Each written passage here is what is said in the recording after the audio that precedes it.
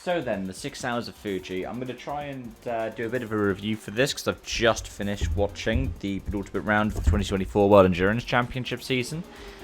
And this is the first time that I'm properly reviewing WEC outside of Le Mans. So, I'm going to try a quick hour-by-hour thing.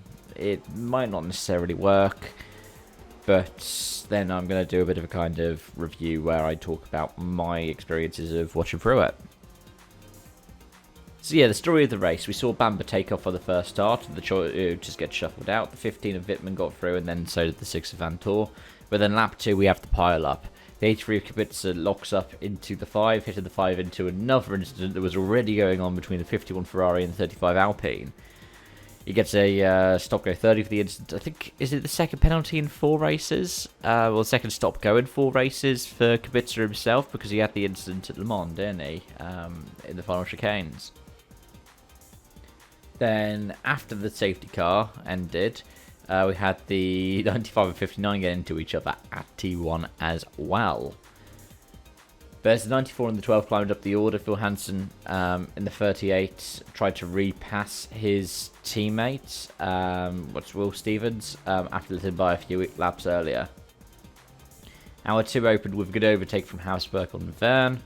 Most is decided by the pit window, opened by a VSC for debris and signage. So a sign fell off onto... I don't know if it was exactly onto the track. I can't remember if they showed it or not. Meanwhile, there was bad luck for Corvette. They had to resort to a hammer to fix the ignition issue. And the 20 BMW also had to go to the pits. The race started to settle down over hours 3 and 4. The Jota switched positions again. Top 3 held station. The 50 Ferrari consolidated 4th place after passing the 7 Toyota, and the 50 managed to close up to the 15 BMW. Then hour 5 and everything starts to go wrong. 63 loses power, the Lambo is out. Then the 7 and the 5 get together at T3. We see a puncture and suspension damage for the 7 car, who ends up picking up a penalty. And the 51 loses power and the hybrid light goes red.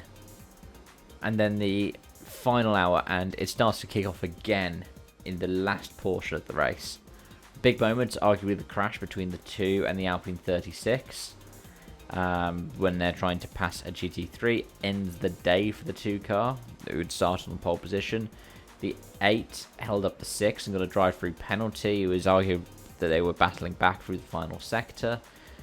And then the last stance, we had that great battle between the 12 and the 36 for 3rd place in the end. We had a battle technically for the win, but we also definitely had a battle for the end of the podium, which was then reflected in the results because the Alpine managed to hold off the Peugeot for 3rd place, which is so impressive by them. That's impressive to see that they managed to hold on to the podium, but the Peugeot managed to be in good form. It's a great victory for Bob. But yeah, my first experience watching the World Endurance Championship outside of Le Mans in full. Because I have dipped in and out before, but I've never really sat down and watched one in full. I like the fact that it's uploaded to YouTube a little bit after the event, and I argue that most FIA series should do that to some degree. Now, WRC does it through highlights, but it would be cool if you had more full stage coverage or power stage coverage uploaded. F1, obviously, full race replays. I mean, it's ridiculous some of the deals you've got. So I've got an F1 TV subscription, but I don't get to watch the F1 2024 races until after the season has ended.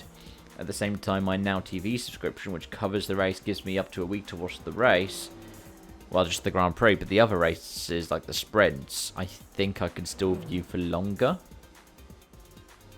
Because if I go through my Now TV, I can see that I can pull up, say, Saudi Arabia Grand Prix qualifying, but not the Saudi Arabia Grand Prix itself. But it just shows with WEC that this is in a kind of golden era. Granted, it's still suffering from the legacy of Bernie era. Like when they slowed down the hypercars, they said it was to cut costs, but realistically it was because the 919 Evo was able to be faster than an F1 car.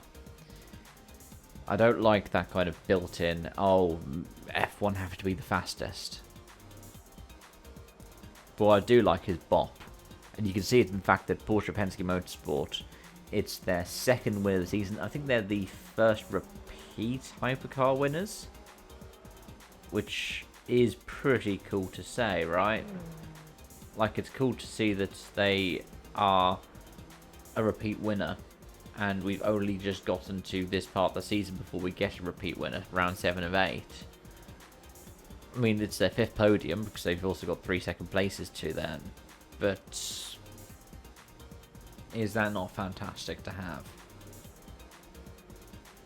And when you see the different cars have won, Toyota's picked up a win, Ferrari obviously won Le Mans, and then we had a privateer Ferrari win at Kota, and a privateer Porsche in Jota win at Spa.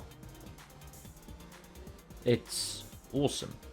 Now, it'd be cool if Peugeot managed to pick up a win, or Alpine, or BMW on the year, because then it means we've got even more manufacturers winning. But either way, it shows that endurance racing is alive and well, and the World Endurance Championship is thriving.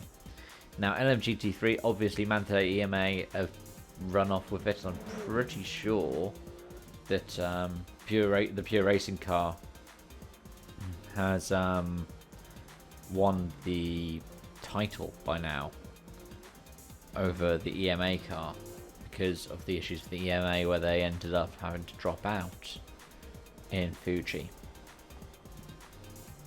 But again, it's also been a fun viewing experience here, because even though they've won half the season, you've also had WRT, you've had Heart of Racing in the Aston Martin, and you've also just had the Vista AF Corsa pick up another win this year. So we've still had 4 different manufacturers even, haven't we? That's pretty cool to say in both classes. But anyway, those are my thoughts. Let me know yours in the comment section down below. Thank you so much for watching, and I hope to see you again soon. Bye for now.